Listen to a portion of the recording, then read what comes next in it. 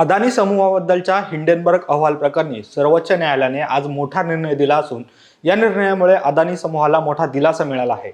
सरन्यायाधीश धनंजय चंद्रचूड यांच्या नेतृत्वाखालील खंडपीठाने OCCPR अहवालाच्या आधारे सेबीच्या तपासावर शंका घेता येणार नाही, कारण सेबी ही सक्षम प्राधिकरण असून सेबीने 24 पैकी 22 प्रकरणांची चौकशी केली आहे। त्यामुळे आम्हाला सेबीच्या तपासात हस्तक्षेप करता येणार नाही असं सांगत SIT तपासाला नकार देत उर्वरित 2 प्रकरणांची चौकशी करण्यासाठी सेबीला आणखी 3 महिन्यांची मुदत दिली आहे। दरम्यान सुप्रीम कोर्टाकडून अदानी समूहाला दिलासा देणारा निकाल येताच अदानी समूहाचे गौतम अदानी यांनी काही मिनिटातच आपल्या X अकाउंटवरून पोस्ट केली आहे। या पोस्टमध्ये गौतम अदानी यांनी असं लिहिलं आहे, माननीय सर्वोच्च न्यायालयाच्या निकालावरून असे दिसून येते की सत्याचा विजय झाला आहे। सत्यमेव जयते। जे आमच्या पाठीशी उभे राहिले त्यांचा मी ऋणी आहे। भारताच्या विकासात आमचे योगदान कायम राहील। जय हिंद असं म्हणत अदानी यांनी सर्वोच्च न्यायालयाच्या निकालाचे स्वागत केले आहे। परंतु अदानी समूहाचं हे संपूर्ण प्रकरण नेमकं काय होतं जाणून घेऊ या व्हिडिओमधून। तर अमेरिकेतील शॉर्ट सेलरने अदानी समूहाकडून चुकीच्या पद्धतीने अदानी शेअर्समध्ये पैसे गुंतवून समभागाची किंमत फुगवत गुंतवणूकदारांची फसवणूक केल्याचा आरोप करणारा अहवाल गेल्या वर्षी 24 जानेवारीला हिंडनबर्ग रिसर्च या नावाने प्रसिद्ध केला होता। त्यामुळे जानेवारी 2023 मध्ये अदानी समूहाला मोठे आर्थिक नुकसान सहन करावे लागले होते। त्यावेळी तब्बल 54,000 कोटींचा दणका अदानी समूहाला बसला होता आणि जगातील टॉप 10 अब्जाधीशांच्या यादीमध्ये 4थ्या क्रमांकावर असणारे गौतम अदानी हिंडनबर्गच्या या रिपोर्टनंतर 16व्या क्रमांकावर पोहोचले होते।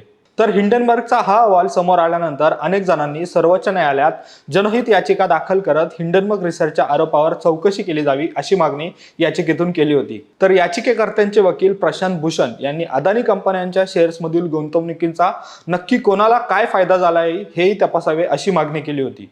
त्यामुळे मार्च 2023 मध्ये सर्वोच्च न्यायालयाने माजी न्यायमूर्ती MM सप्रे यांच्या अध्यक्षतेखाली 6 सदस्यांची तज्ञ समिती स्थापन केली होती।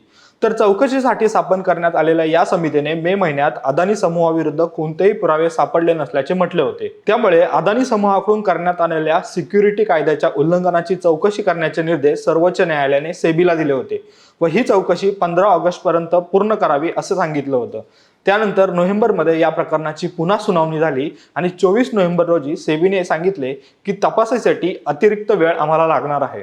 त्यामुळे सरन्यायाधीश धनंजय चंद्रचूड यांच्या नेतृत्वाखालील न्यायमूर्ती JB पारडीवाला आणि न्यायमूर्ती मनोज मिश्रा यांच्या खंडपीठाने या संबंधीचा निकाल राखीव ठेवला होता आणि हाच निकाल आज सर्वोच्च न्यायालयाने दिला आहे, ज्यात न्यायालयाने असं सांगितलं आहे की भारत सरकार आणि सेबीने भारतीय गुंतवणूकदारांचे हित मजबूत करण्यासाठी तज्ञ समितीच्या शिफारसीनुसार काम करावे।